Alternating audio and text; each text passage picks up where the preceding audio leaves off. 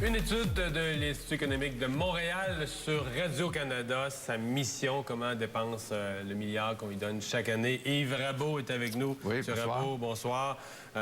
Vous faites finalement, à travers cette étude-là, de toute façon, une proposition à Radio-Canada. Exactement. Que Radio-Canada fasse ce pourquoi il est là. Essentiellement pour des affaires publiques et aussi pour la culture canadienne. La publicité... Donc, on pourrait dire se recentrer sur ce qui était sa mission. Ce qui était sa mission. J'aimerais juste vous donner un exemple du genre de choses qui se fait présentement et qui manifestement devrait donner lieu à un questionnement là-dessus.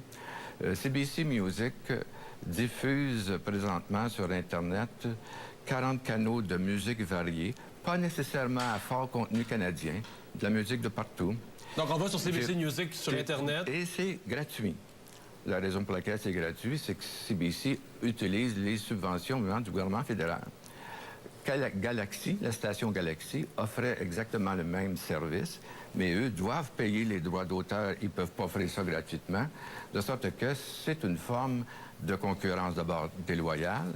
Et on déborde vraiment là, du mandat de Radio-Canada. C'est pas pour faire quelque chose, une blague là-dessus. C'est pas à Radio-Canada, CBC, de faire la promotion de Lady Gaga, disons. Là, si dans l'univers strict de la télé, si on se pose des questions sur, exemple, des séries américaines.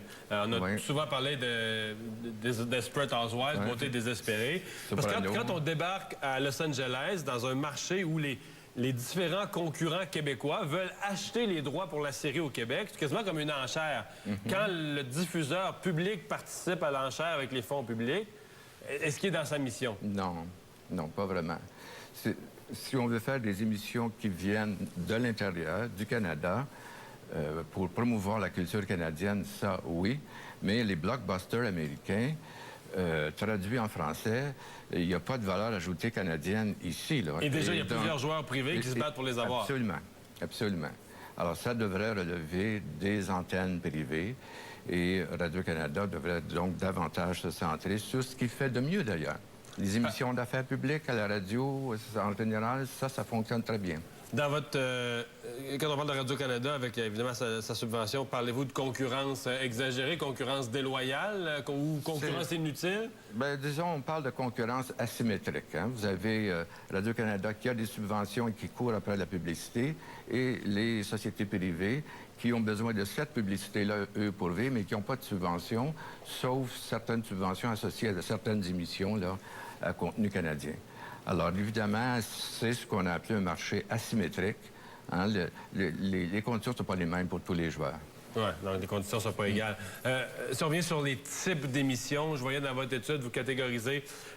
donc, vous parlez d'information, culture. Donc, quand on parle des quiz... Les talk shows et toutes ces choses-là, c'est pas vraiment ce qu'on voudrait avoir de la société, notre société publique.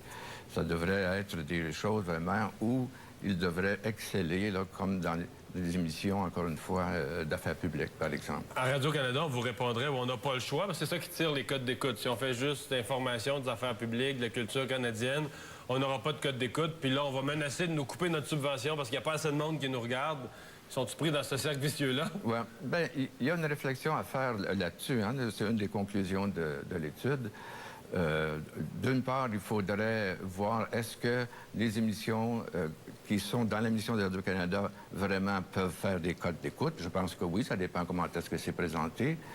Et ensuite, à l'interne de Radio-Canada, il y a matière là, à réflexion sur les façons de faire. Est-ce qu'on peut augmenter la productivité à Radio-Canada de façon à minimiser les besoins de revenus en publicité? Vous parlez de la productivité à Radio-Canada. Je vous pose la question qui tue. Est-ce que Radio-Canada a trop d'argent? Je pense qu'il n'y a pas de chiffre magique là-dessus. C'est une question parce qu'à Radio-Canada, on nous dit continuellement on est coupé, on nous coupe. Oui. On nous semble qu'à tous les ans, on nous dit on nous coupe. Mais de l'autre côté, il y a toujours plus d'1 milliard qui leur est versé. C'est-tu trop? C'est-tu juste assez? C'est-tu pas assez? Bien, c'est justement, c'est cette réflexion-là qu'il faudrait voir et regarder toutes leurs pratiques de gestion, toute leur façon de faire. Et après ça, on pourra dire, bien, voici, là, si on est dans notre mission, si on est bien centré, ça devrait coûter ça si on est productif. Ouais. Vous avez une section de votre étude sur les nouvelles technologies, entre autres sur l'arrivée d'Internet. Ouais. Vous dites ça bascule aussi un peu. Là, les gens passent beaucoup de temps. Le nombre d'heures par semaine sur Internet est considérable. Vous dites ça fait basculer un peu le genre de priorité qu'une société d'État qui a été créée comme il y a quelques décennies. Qu'est-ce que pourrait être son rôle dans le présent et dans l'avenir? Bien. Ça a pour effet tous ces nouveaux médias et les téléphones cellulaires et les tablettes là, ne font qu'augmenter ce phénomène. De fragmentation de la publicité qui s'en va sur Internet. Et donc, ça devient de plus en plus difficile pour les différents joueurs d'aller chercher les revenus publicitaires. Alors, que la société d'État soit présente sur Internet, c'est très bien, mais encore faut-il que ce soit vraiment, encore une fois, dans ces choses qui relèvent de sa mission. Bon, merci beaucoup d'avoir été avec nous. Restez là après la pause. Valérie et le web. Et voilà.